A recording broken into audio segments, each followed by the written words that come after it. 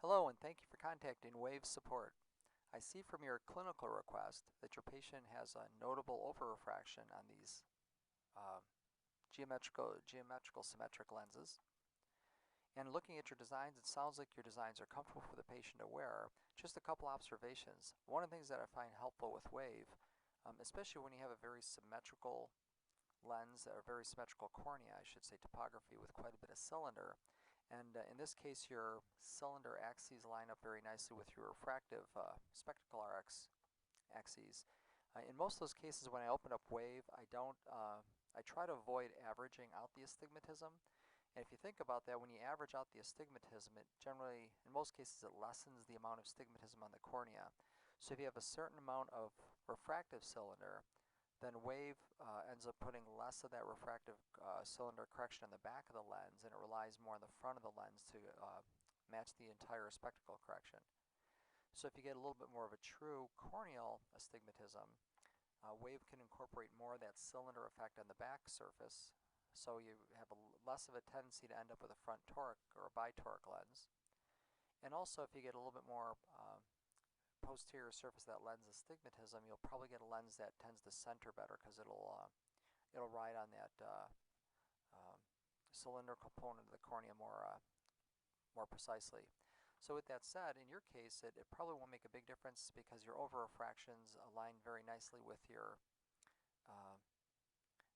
with your spectacle correction. Just to kind of show you what I'm talking about here, this is your design, and if we look at the cornea here in the right eye, this is on the right you see the topography, the true topography of the eye, and in the Wave software in the bottom right corner you'll see what Wave has imported, its impression of the topography, and that's based on corneal averaging.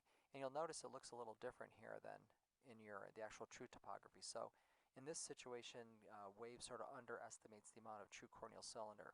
Now I took the same thing and I just mocked up very briefly a lens in the without averaging the astigmatism. And you'll notice in the same situation, the right-hand lower corner of Wave shows a topography that looks much more closely to the actual true topography of this patient. So in this case, I think you're going to get a much truer fit of that back surface of the lens, a little bit better alignment, and a little bit more consistency in the vision. Same thing with your left eye. Now as far as the overrefraction goes, the best way to add that in, as you probably know, is by the overrefraction tool. Just click on the number you can add right in here, the sphere and the cylinder with the axis, and hit continue, and it'll give you the choice of whether or not you want to add that in or not. And then that should take care of that. And my impression is that even though you have a bit of an overrefraction for the add, I think once you get the cylinder correction straightened out, I think you'll find that the reading becomes a little bit better. You're probably dealing more with uncorrected cylinder at near, and adding the extra magnification makes it tolerable for this patient.